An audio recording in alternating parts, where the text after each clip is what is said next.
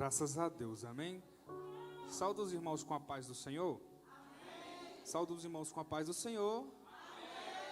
Jesus está aqui nesse lugar, igreja. Tem alguém cansado aqui? Alguém com fome, com sede? Tem? Quem está com vontade de ouvir a palavra de Deus? Graças a Deus por isso. Sem mais delongas, abra suas Bíblias comigo. Evangelho de Jesus, segundo escreveu Lucas, capítulo 8, versículo de número 49. Enquanto os irmãos vão achando, quero me apresentar. Para quem não me conhece, me chamo Felipe Brito, me congrego ali no Ministério Iadá, igreja pastoreada e presidida pelo pastor Francisco Teixeira. Para quem não conhece, o pastor Francisco, ele é o meu pastor e também ele é meu pai. Então trago o abraço tanto da minha igreja, quanto da minha casa e da minha família para vocês, amém? Quero externar a Deus toda a minha gratidão por estar aqui com vocês, é um motivo de alegria. Pastora Alessandra, que Deus em Cristo possa abençoar tanto a sua vida como a vida da sua família. Da Paula, que nos fez o convite nessa noite, que Deus em Cristo possa abençoar a vida de vocês, amém?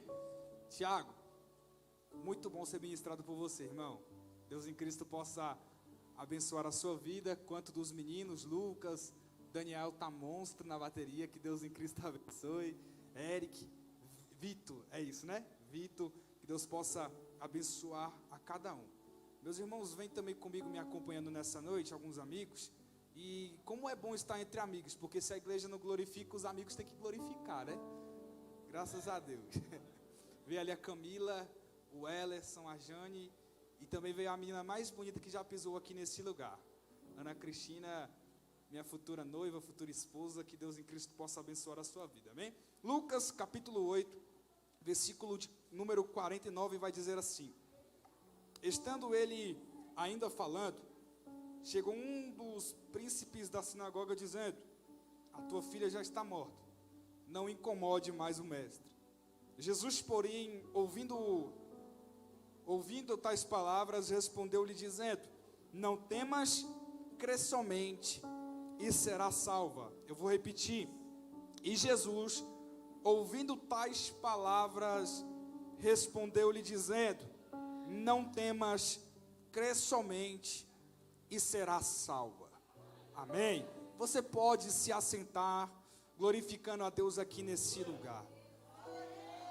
Prometo ser rápido, ser breve naquilo que Deus ele já direcionou o meu coração, mas também peço que você me preste os seus ouvidos por alguns momentos, alguns minutos.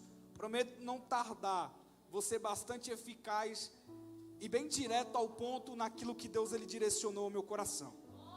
Lucas capítulo 8 vai narrar a história muito conhecida dentre os cristãos, mas eu não poderia falar e mencionar essa história sem explicar antes o contexto do que aconteceu para essa história de fato acontecer. Felipe, o que você quer me dizer? Eu quero te dizer que inicialmente Jesus, ele está em Cafarnaum, até que chega determinado momento que ele vai olhar para os seus discípulos e vai dizer mais ou menos assim: vamos até a outra margem do lago, vamos para o outro lado.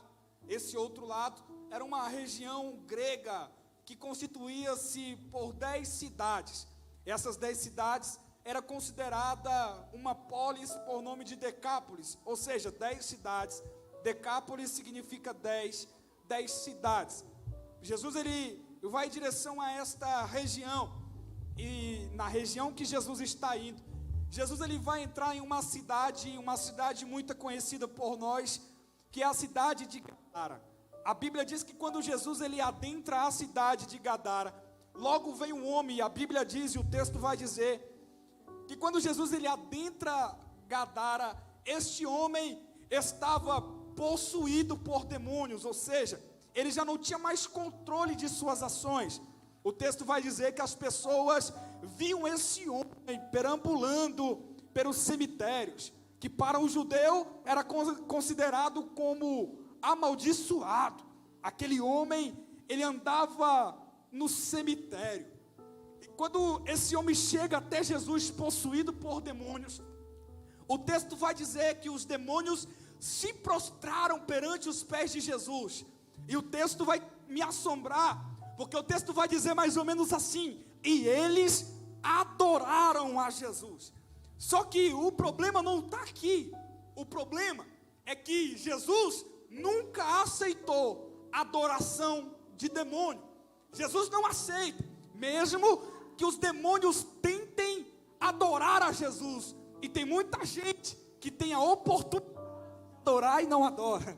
Tem muita gente que pode adorar e não adora. Até os demônios se prostraram para adorar a Jesus. E tem muita gente que pode e não adora. Só que Jesus nunca aceitou e nunca vai aceitar a adoração feita por demônios. O texto diz que os demônios vai começar a gritar. E o grito dos demônios que vai ser este. E o grito que os demônios vai entoar vai ser mais ou menos assim: se o Senhor for nos expulsar, que o Senhor nos expulse, mas nos lance para dentro daquela manada de porcos. Antes de Jesus expulsar os demônios, Jesus ele vai perguntar qual era o demônio que estava dentro daquele homem. Os demônios vão gritar e vão dizer: não é somente um, é uma legião. Legião porque eram muitos. E uma legião era considerada como 6.000 soldados romanos. Ou seja, havia aproximadamente dentro daquele homem, dentro daquele menino, 6.000 demônios, fazendo com que aquele menino perdesse toda a sua consciência, fazendo com que aquele menino perdesse as ações. Ou seja, ele não respondia mais por si. Os demônios tomaram conta da vida daquele rapaz. O texto diz que quando os demônios tentam adorar Jesus, Jesus não aceita. E Jesus vai expulsar, e segundo o clamor dos demônios, que era para eles expulsar e não lançar eles direto para o abismo, mas que fosse lançado dentro da manada de porcos. O texto diz que Jesus expulsa e os demônios vão para dentro daqueles porcos. Quando os demônios possuem aquela manada de porcos, o texto vai dizer que os demônios se lançaram precipício abaixo. Os demônios fizeram com que aqueles porcos se lançassem ribanceira abaixo. O texto diz que nem um porco sobrou, todos morreram. E algo me chamou muita atenção, porque o texto vai dizer mais ou menos assim: que os pastores dos porcos acharam ruim aquela situação. Os pastores dos porcos, olhando essa situação, acharam ruim, porque os porcos era justamente aquilo que trazia lucro para aqueles pastores. Os porcos era justamente aquilo que trazia dinheiro para aqueles pastores. Mas agora os demônios tomaram conta daquela manada de porco, fazendo com que todos os porcos morressem. Os pastores não ficaram muito felizes com essa situação. A Bíblia diz que eles vão ser espantados, eles vão ser atemorizados, e por causa do medo, vão fazer também notícia de caos na cidade. Agora a notícia de caos chega na cidade, e os moradores de Gadara não querem mais que Jesus permaneça em Gadara. Perceba algo: aqueles pastores de porcos trataram aquela manada como mais importante do que a vida daquele menino, porque pastor de porco sempre vai priorizar mais lucro do que a vida.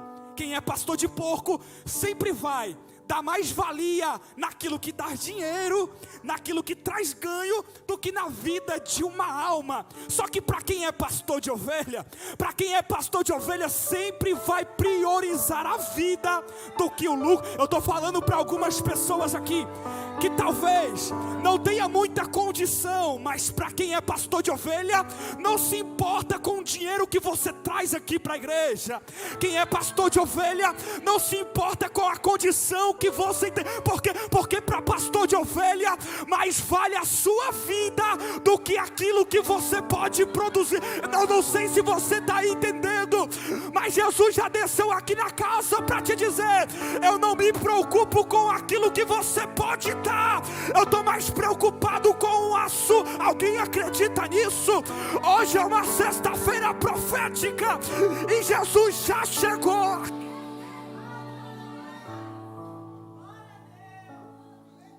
Para quem é pastor de porco, sempre vai visualizar ou vai se atrair mais por aquilo que é produzido. Mas quem é pastor de ovelha sempre vai se atrair pela alma. Quem é pastor de ovelha sabe como é que é. A pastora Alessandra sabe como é que é. O pastor sabe como é que é. Pastor que tem cheiro de ovelha. Não é pastor criado em faculdade que pensa que é alguma coisa e não é. Que tem muitos por aí, eu não estou dizendo aqui, mas tem muitos por aí que se atraem mais pela produção do que pela própria vida. Jesus não te escolheu por aquilo que você pode oferecer. Jesus não te escolheu por aquilo que você pode dar. Você não merecia, mas mesmo assim você foi amado. A mensagem que Jesus traz para a sua vida nessa noite é: nem aqui você merecia estar, mas você foi amado. Nem aqui você merecia estar, mas a graça dele foi tão grande que te trouxe aqui nesse lugar, na noite desse dia chamado hoje. Eu estou falando para pessoas aqui que não mereciam estar aqui, mas a graça de Deus foi tão grande que fez com que você entrasse aqui nessa igreja.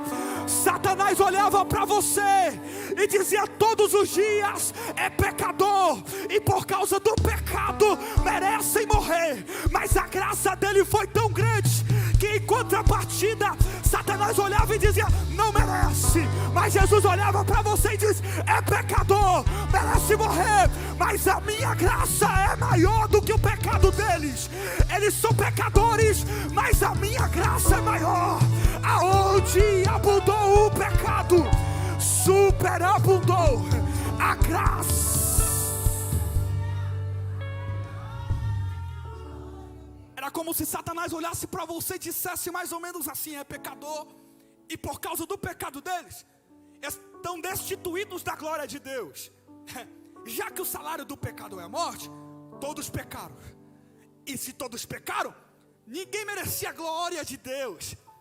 Mas é como se eu visse Jesus, nosso advogado fiel, olhando para Satanás e dizendo mais ou menos assim: eles pecaram, e o que eles mereciam realmente era a morte. Só que aonde abundou o pecado, superabundou a graça de... Não, você não entendeu, vou liberar de novo. É Jesus dizendo para alguém que entrou aqui como conforto ao teu coração: nem aqui era para você estar. Se fosse 1000 lugares, esses 1000 lugares era mais atrativo, mas uma graça te alcançou. Uma graça fez com que você entrasse aqui nesse lugar. Eu sinto Ele aqui, eu sinto Jesus aqui nesse lugar. E para quem acredita, já tem graça dele aqui. Já tem graça, já tem graça, já tem graça, já tem... Alguém acredita nisso? Jesus já chegou no... Jesus já está no ambiente, Jesus já está no ambiente. Paulo vai dizer para Tito, capítulo 2, ele vai dizer que a graça de Deus se manifestou salvadora para todos os homens. Era Paulo dizendo mais ou menos assim: a graça de Jesus vai alcançar a família de alguém aqui nesse lugar. A graça de Jesus vai alcançar a história de alguém. Não se preocupa, porque hoje a alma de alguém vai ser alcançada pela graça. Você já percebeu que a graça sempre será maior do que o juízo? A graça de Deus sempre vai ser maior do que qualquer juízo. Paulo vai nos dizer mais ou menos assim: já estávamos condenados pelos nossos pecados e pelos nossos delitos. Só que entra algo em Romanos capítulo 6 que me chama muita atenção, que é o próprio Paulo rebatendo aquilo que ele disse. Ele vai continuar dizendo mais ou menos assim: que diremos, pois? Continuaremos pecando para que se aumente ainda mais a graça?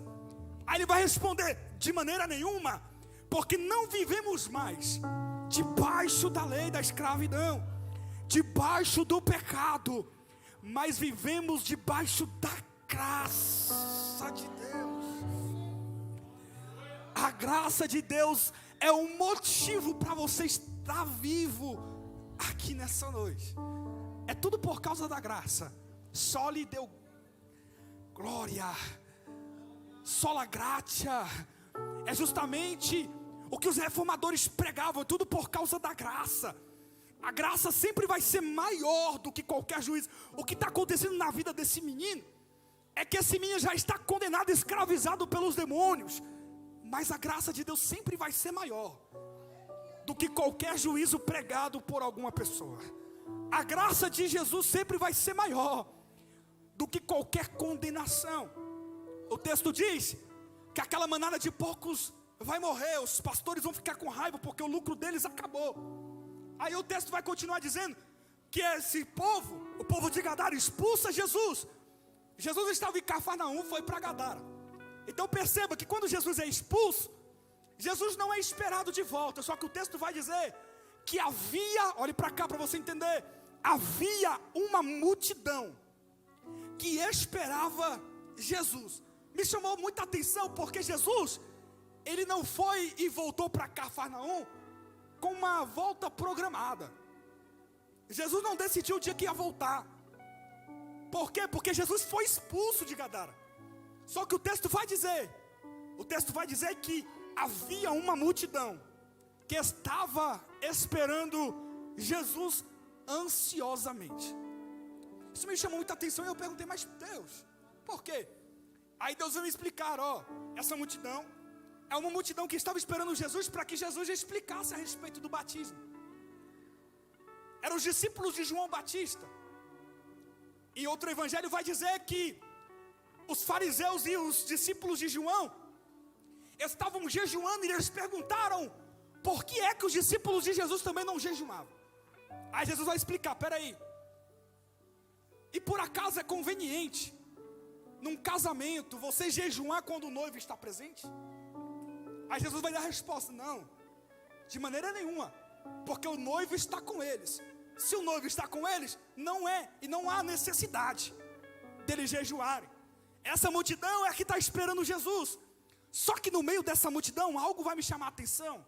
É que no meio dela vai ter alguém que para o cenário judaico é alguém muito importante. Quem é essa pessoa? Jairo. Jairo é alguém muito importante no cenário judaico, simplesmente por causa da sua representatividade. Porque o texto diz que Jairo não era alguém qualquer. Jairo era chefe de sinagoga. Olha para cá para você entender. Havia uma multidão que estava esperando Jesus, e no meio dessa multidão havia alguém muito importante. Quem? Jairo, chefe de sinagoga. Para quem não sabe, o chefe de uma sinagoga era justamente o homem que dirigia o culto na sinagoga. Era justamente um homem que fazia a liturgia acontecer no culto judaico. É como se fosse a pastora Alessandra. A pastora Alessandra estava dirigindo o culto aqui. Era Jairo. Jairo, ele preparava todo o ambiente para que acontecesse o culto. Ou seja, Jairo está no meio de uma multidão. Jairo é alguém muito importante. E no meio dessa multidão, olhe para cá, para você entender. E no meio dessa multidão, está acontecendo um culto.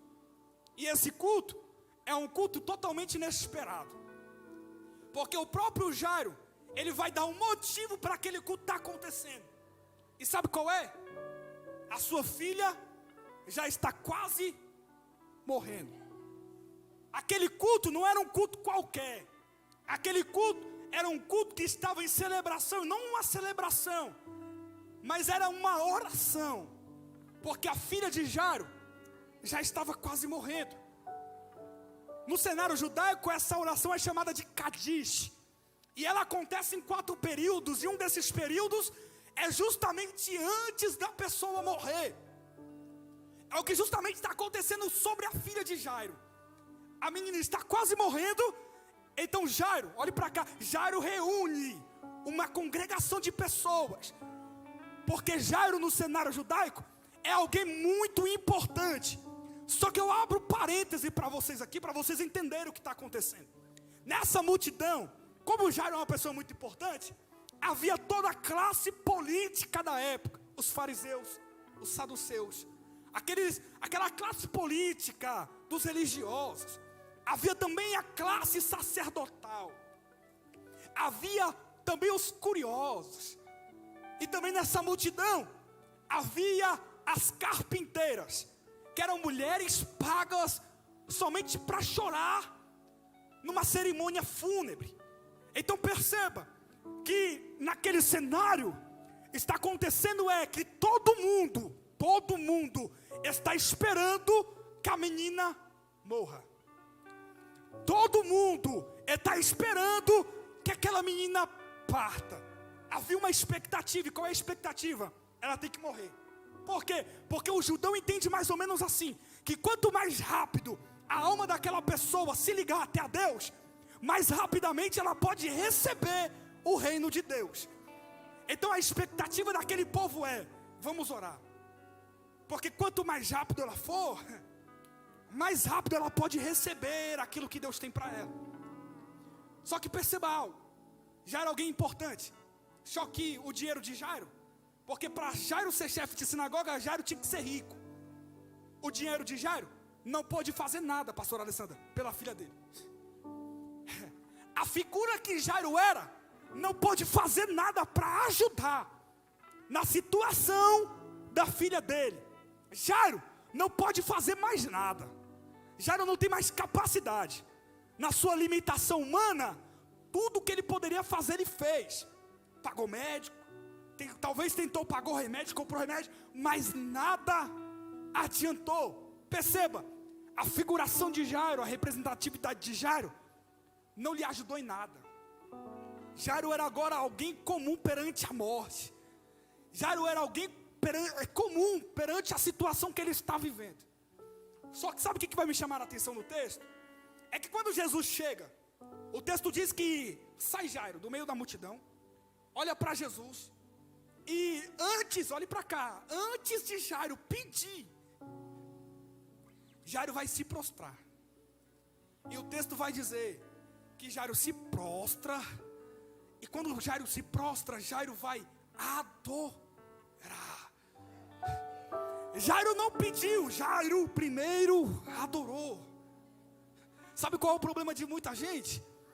É que muita gente vem para um culto como esse, pastor Alessandra, e um princípio pelo qual veio com que o seu coração viesse para pedir alguma coisa, e errou no princípio de culto, porque culto não é para você vir pedir alguma coisa para Jesus. Culto é para você vir e entregar, porque quando você entrega para Jesus, mais facilmente você pode alcançar o seu favor. Você já fez muito isso, eu creio que tem pessoas aqui que já fez isso. Eu já fiz muito. Eu chegava na minha mãe e dizia mais ou menos assim para ela: mãe, eu quero sair, mas antes de eu pedir para ela, eu fazia alguma coisa para ela, né? Alguém já fez isso? Né? Vai até a mãe e antes de pedir para sair, já lavou a louça. Já lavou a casa, já lavou os banheiros. Já não fez? Somente eu? Tenho certeza. Por que você faz isso? Porque se você agradar ela, mais facilmente você alcança a favor da parte dela, sim ou não? Jairo entende isso. Jairo entende, peraí, primeiro eu vou agradá-lo, porque se eu agrado Jesus, eu posso mais facilmente alcançar aquilo que eu estou querendo. E como é que eu faço para agradar Jesus? Aí vai estar lá em João capítulo 4, no diálogo de Jesus com a mulher samaritana. Jesus vai olhar para ela e vai dizer: importa ao Pai que nós o adoremos. Ou seja, se é importante para Jesus, a gente deve. Jairo entende, pera, antes de eu pedir aquilo que eu quero, eu tenho que agradar. Não, você não entendeu, vou liberar de novo. Jesus está dizendo para algumas pessoas aqui nessa noite, e o que Jesus diz é: antes de você pedir, adore. Não entendeu ainda? Jesus está dizendo: quer que a tua casa seja liberta? Primeiro adore. Quer que o teu marido esteja aqui com você? Primeiro adore. Quer que a tua esposa te acompanhe? Primeiro adore. É Jesus dizendo: antes de eu fazer alguma coisa, primeiro me adore. primeiro adora. Porque depois da adoração, Jesus ele vai ao teu alcance. Primeira adoração e depois aquilo que Jesus ele veio fazer. Primeira adoração e depois Jesus ele responde aquilo que está dentro do seu coração. Jairo primeiro se prostra e Jairo adora. Quando Jairo adora, Jesus ele vai perguntar o que Jairo quer. Aí Jairo responde: mestre, vamos até minha casa. Porque Jairo estava convicto, olhe para cá, irmão. Jairo estava convicto que se Jesus tocasse na menina, aquela menina sairia dessa situação. Então Jesus ele vai. E quando Jesus está indo, o texto vai dizer que uma grande multidão apertava e oprimia Jesus. E sai de trás da multidão, olhe para cá. Sai de trás da multidão. Por que sai de trás? Porque aquela mulher não poderia estar na multidão. Ela não poderia estar naquele culto, porque era considerada impura. A Bíblia diz que ela sai por detrás da multidão e toca na orla da veste de Jesus. Quando aquela mulher toca na orla da veste de Jesus, o texto diz que Jesus sente que dele saiu virtude e poder. O texto diz que saiu de Jesus virtude e poder, de maneira que Jesus vai perguntar: quem é que me tocou? Um discípulo, e esse discípulo é Pedro, vai se levantar no meio da multidão e vai questionar Jesus: mas mestre, a multidão te aperta, a multidão te oprime, e você ainda pergunta quem é que te tocou. Aí Jesus vai ensinar para esse discípulo o que é o princípio de culto. E qual é o princípio de culto? O princípio de culto nem é sempre a casa está cheia. O princípio de culto é nem sempre estar no meio de uma multidão. Por quê? Porque a multidão está apertando Jesus, mas não foi a multidão que tirou virtude e poder de Jesus. Jesus está dizendo: se for para levantar a mão, todo mundo levanta. Se for para glorificar, todo mundo glorifica. Se for para encher o culto e lotar a casa, todo mundo enche. Mas para tirar virtude e poder é apenas algo. Se tem alguém aqui, vai, cadê você que vem? Cadê você? Cadê você que tira virtude e poder do bem? Cadê? Vai! Você tem a oportunidade nessa.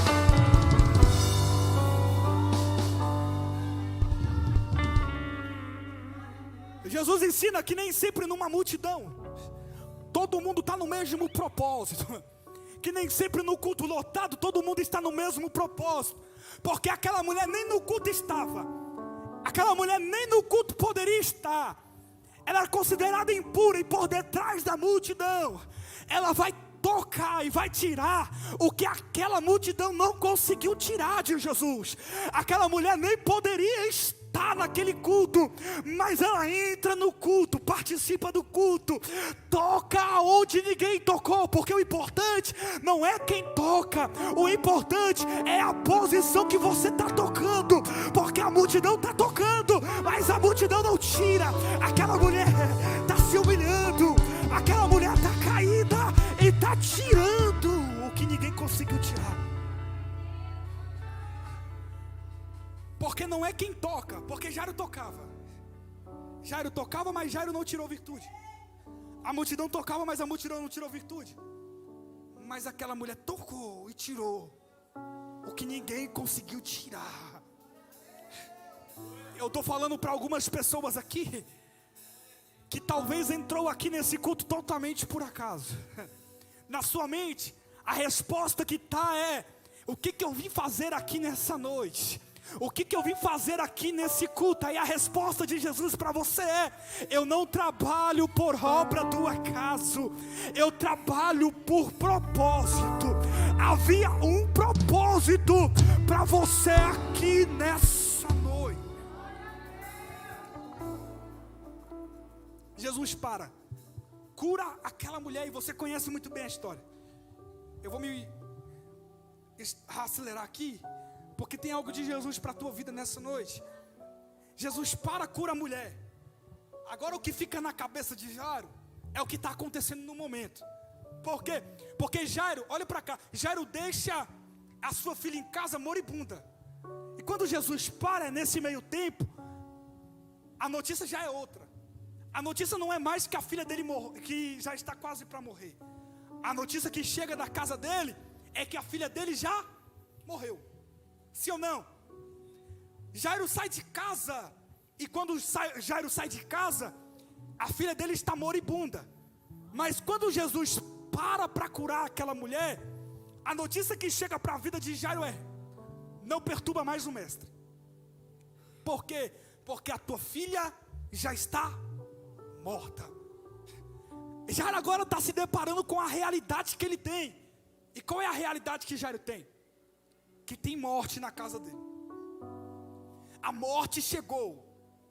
O culto da morte chegou na casa de Jairo. O que está acontecendo é que Jairo agora vai ter que celebrar um funeral. Jairo tem uma realidade para viver.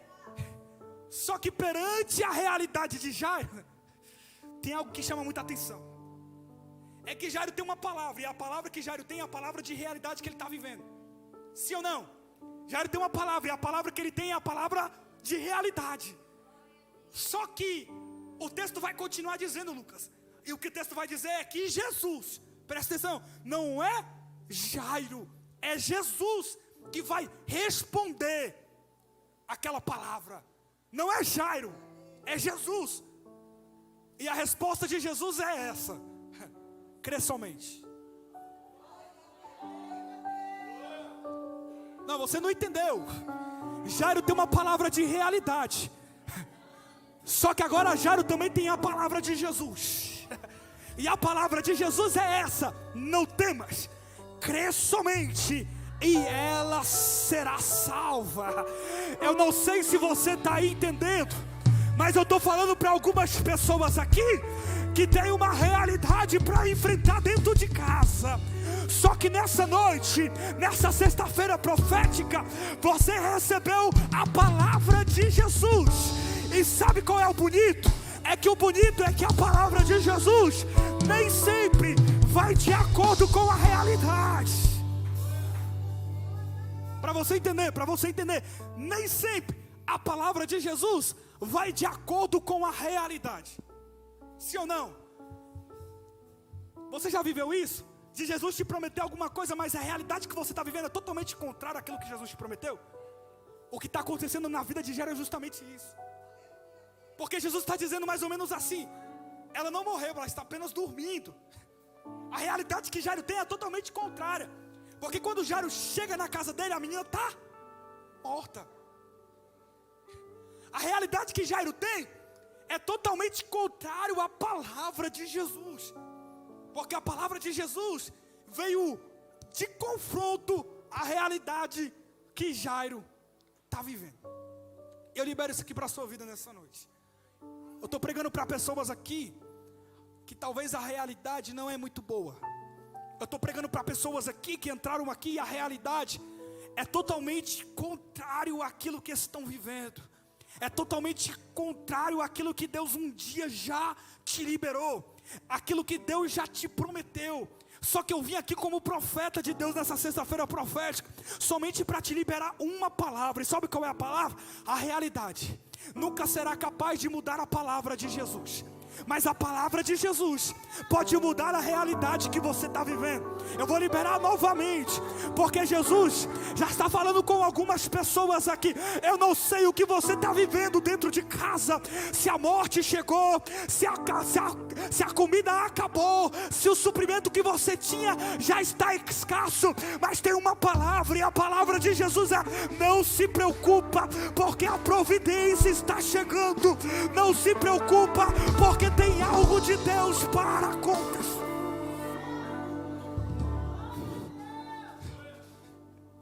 O que Jairo tem é a realidade. Mas se Jairo olha para a realidade, Jairo vai parar no meio do caminho. Se Jairo olha para a realidade que está vivendo, Jairo vai parar. Por quê? Porque a filha que ele tem é uma filha única. É filha única e ainda é jovem, tem 12 anos. A esperança de Jairo está acabando naquela cena, naquela ocasião que ele está vivendo. Jairo tem a realidade, e a realidade vai fazer Jairo querer parar. A realidade vai fazer Jairo parar no meio do caminho. A realidade vai fazer Jairo olhar para trás e desistir de tudo que ele já alcançou. Só que em contrapartida da realidade que Jairo está vivendo, Jairo tem a palavra de Jesus. E a palavra de Jesus sempre vai ser maior do que a realidade que você está vivendo. Eu não sei se você entende isso daqui, mas Jesus está falando ao coração de alguém aqui nessa noite. E a palavra que Jesus libera é: não se preocupa com aquilo que você está vivendo. Sabe por quê? Porque já tem uma palavra chegando naquela situação. Eu vou liberar novamente: não se preocupa com essa realidade, porque já tem uma palavra de encontro lá. Já tem uma palavra nessa situação. Tiago. É Jesus dizendo: não se preocupa, porque essa realidade já está prestes para ser mudada, segundo a palavra que Jesus libera nessa. Se coloca de pé. Jesus está trabalhando em alguns corações aqui nessa noite. Jesus está trabalhando em algumas vidas. Porque a seguinte questão e o seguinte questionamento que fica é: se você olha para a sua realidade, você vai querer parar. Se você olha para aquilo que você está vivendo, você vai querer desistir.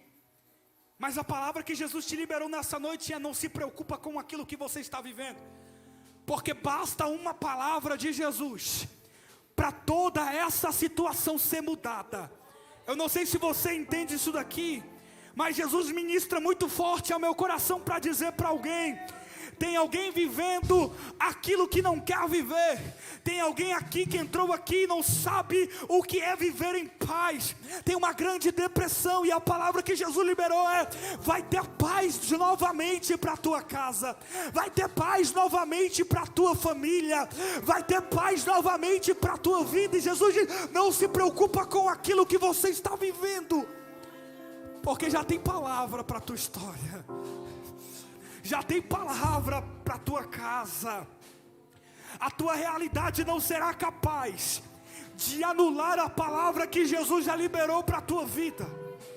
Mas aquilo que Jesus já liberou para a tua vida pode mudar a realidade que você está vivendo.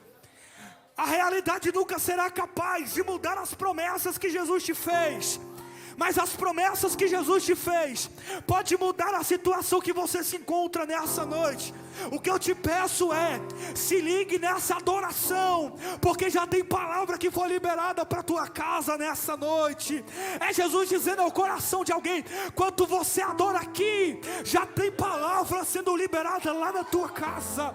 Enquanto você adora aqui, tem alguém na tua casa sendo impactado por esse louvor. É Jesus dizendo: não se preocupe, não se espante, porque no próximo culto você não virá mais só, você vai vir acompanhar. Para todo mundo está tudo bem,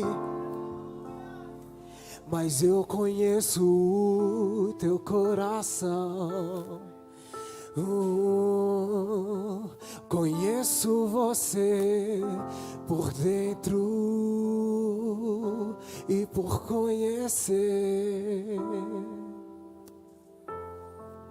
Quantas vezes está sorrindo, mas por dentro está chorando. Por fora tem as cicatrizes, mas por dentro está sangrando. Mas eu conheço o teu coração, que a morte já chegou dentro de casa. Conheço você. Eu estou pregando para pessoas aqui que a confusão está reinando dentro da casa e da história dela. Antes de eu começar, que parece que a realidade nunca vai ser transformada. Mas hoje Jesus me trouxe lá da minha casa para te dizer: não se espante, porque essa situação está prestes para ser mudada. Só parece que é o fim, que vai morrer, e o desespero toma conta do teu coração. Mas eu não perdi, não. Mas eu não perdi, não. O controle não. Eu não perdi o controle, não, não. Eu não perdi o controle, não. Eu não perdi o controle. Deus está entrando na história de alguém aqui. Deus está entrando na história de vidas aqui nesse lugar. Talvez você pensou que a tua história já estava acabada, que a morte estava reinando, mas Jesus chegou com uma palavra de vida.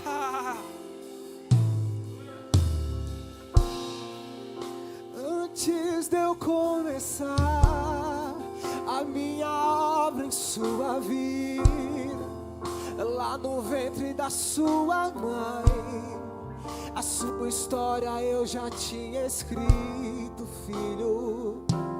Só parece que é o fim, que vai morrer, e o desespero toma conta do teu coração. Mas eu não perdi, não. Você pode adorar, você pode adorar. Não perdi, não. Mas eu não perdi, não. Mas eu não perdi, não. E mas eu não perdi, não. Mas eu não perdi o controle. Adora, vai, adora, adora. Você tem oportunidade. Não perdi o controle, não, não. Eu não perdi o controle, não. Eu não perdi o controle. A sua história já estava escrita. Eu não perdi o controle, não, não. O que me chama a atenção na história de Jairo é que Jesus vai entrar na casa de Jairo.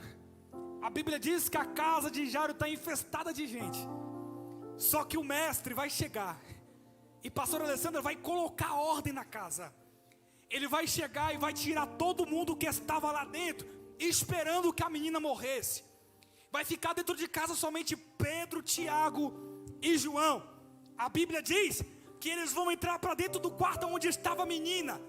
Vão fechar a porta, porque tem alguns milagres que só pode acontecer quando a porta estiver fechada. A Bíblia diz que eles vão entrar para dentro do quarto. Jesus vai arrumar a casa que estava em bagunça. Jesus entra para dentro do quarto, fecha a porta, e Jesus agora ele vai ressuscitar a menina. A menina vai ser ressuscitada. E o que me chama mais a atenção no texto é que quando a menina ressuscita, Jesus vai olhar para quem está dentro do quarto e vai dizer: não conta nada do que aconteceu aqui dentro. Não fale para ninguém. Agora imagina, igreja. Agora imagina para as pessoas que estavam esperando a menina morrer, que quando vê essa menina viva, ia começar a se perguntar: mas o que é que aconteceu na vida de Jairo? Mas o que é que aconteceu? Eu estou falando para pessoas que muita gente vai se surpreender quando ver aquilo que Deus fizer na... Podem se frustrar. Eu estou falando que vai ter muita gente que não vai entender, que não vai saber o que aconteceu. E não se preocupa, porque vai ter muita gente que vai surpreender quando a menina Nenhum dos teus planos podem se frustrar. Você pode. Levante as suas mãos e diga isso. E não se frustrarão. Se frustrarão, e os planos de Deus ninguém impedirá. Pode o vento soprar, a terra pode se abalar, mas os planos de Deus ninguém impedirá. Quando passares pelas águas,